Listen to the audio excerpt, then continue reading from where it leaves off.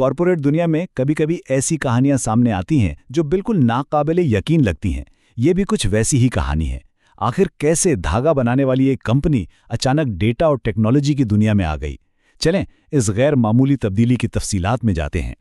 तो सवाल बहुत सीधा सा है, कई दहाइयों पुरानी एक टेक्सटाइल मिल आखिर एक जदीद टेक्नोलॉजी कंपनी में कैसे बदल सकती है? ये कोई छोटी मोटी बात नहीं है, ये तो एक पूरा कारोबारी इनकलाब है, और आज हम इसी की तह तक पहुंचेंगे। तो देखें ये सारा मामला शुरू कहां से हुआ। इस एक दस्तावेज से। ये वो सरकारी ऐलान है जो पाकिस्तान स्टॉक एक्सचेंज को भेजा गया था, और इसी खत ने पहली बार बाज़ाब्ता तौर पर इस बहुत बड़ी तब्दीली का इशारा दिया जिसने मार्केट और सरमायाकारों को एक नए दौर के लिए तैयार कर दिया। तो चलें इस सफ़र के पहले और सबसे अहम पड़ाव को देखते हैं, यानी स्पिनिंग मिल्स से सॉफ्टवेयर तक का ये सफ़र। यहाँ इस तब्दीली का असल पैमाना बिल्कुल वाज़े हो जाता है। एक तरफ है चकवाल स्पिनिंग मिल्स लिमिटेड, जिसका काम था टेक्सटाइल, और दूसरी तरफ क्वांटम डेटा टेक्नोलॉजीज लिमिटेड, जिसका नया मैदान है इंफॉर्मेशन टेक्नोलॉजी। यानी सिर्फ नाम ही नहीं बदला, कंपनी की पूरी शनाख्त और सिमत ही बदल गई है। लेकिन आखिर इतनी बड़ी तब्दीली की ज़रूरत पेश क्यों आई? अगर हम खुद कंपनी से पूछते हैं तो उनका कहना था कि मकसद तेज़ी से बढ़ते हुए आईटी सेक्टर में नए मौके से फ़ायदा उठाना है।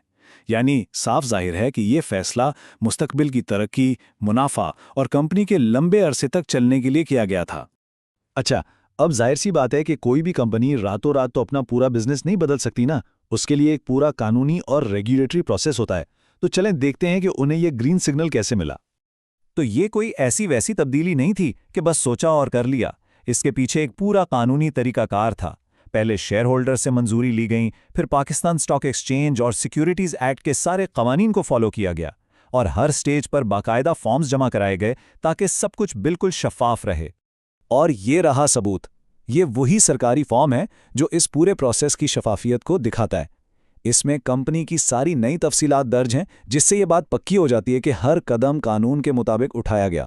तो ठीक है, कानूनी कार्रवाई तो हो गई, कागजात मुकम्मल हो गए, लेकिन एक बहुत बड़ा सवाल अब भी हवा में था। क्या ये तब्दीली सिर्फ कागजों पर है या हकीकत में भी कंपनी ने काम शुरू कर दिया है? इसका जवाब देने के लिए मैदान में उतरे आज़ाद ऑडिटर्स। असल सवाल था ही यही, क्या कंपनी वाकई आईटी सेक्टर में काम कर भी रही है या नहीं? और इसकी तस्दीक के लिए सईद उल हसन एंड कंपनी, जो कि एक चार्टर्ड अकाउंटेंट्स की फर्म है, उन्हें ये जिम्मेदारी दी गई कि वो इसकी आज़ादाना तौर पर जांच करें। और फिर आया ऑडिटर्स का फैसला। अपनी रिपोर्ट में उन्होंने बिल्कुल साफ साफ लिखा कि कंपनी ने अपने नए बुनियादी कारोबार के तहत अपनी तिजारती और ऑपरेशनल सरगर्मियां दोबारा शुरू कर दी हैं। बस यही वो हतमी तस्दीक थी जिसका सबको इंतजार था। लेकिन सवाल ये है कि ऑडिटर्स इस नतीजे पर पहुंचे कैसे? उन्होंने एक एक करके सबूतों को जोड़ा।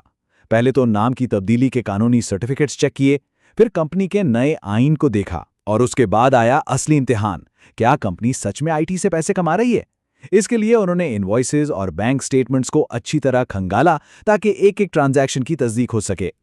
और ये देखिए, यह है आखिरी सबूत, सईद उल हसन एंड कंपनी की सरकारी मोहर और दस्तखत। ये इस बात का पक्का सबूत है कि एक बिल्कुल गैर जानिबदार पार्टी ने इस पूरी तब्दीली को गहराई से परखा है और इसे बिल्कुल हकीकी करार दिया है। तो इस तस्दीक के बाद कंपनी के लिए एक बिल्कुल नया दौर, एक नया चैप्टर शुरू हो गया। तो इस पूरी कहानी से हमने क्या सीखा? यही कि यह सिर्फ एक नाम की तब्दीली नहीं थी, ये एक बुनियादी वेरीफाइड तब्दीली थी। एक ट्रेडिशनल इंडस्ट्री को छोड़कर एक बिल्कुल नई हाई ग्रोथ टेक की दुनिया में कदम रखना, और वो भी तमाम कानूनी तकाजे पूरे करते हुए, ये वाकई एक गैर मामूली मिसाल है। तो अब जबकि ये तब्दीली बाज़ाब्ता तौर पर साबित हो चुकी है, तो सवाल ये है कि मार्केट में इस नए टेक प्लेयर का मुस्तकबिल कैसा होगा? ये क्वांटम लीप, ये बड़ी छलांग इन्हें कहाँ तक लेकर जाएगी? इसका जवाब तो आने वाला वक्त ही देगा।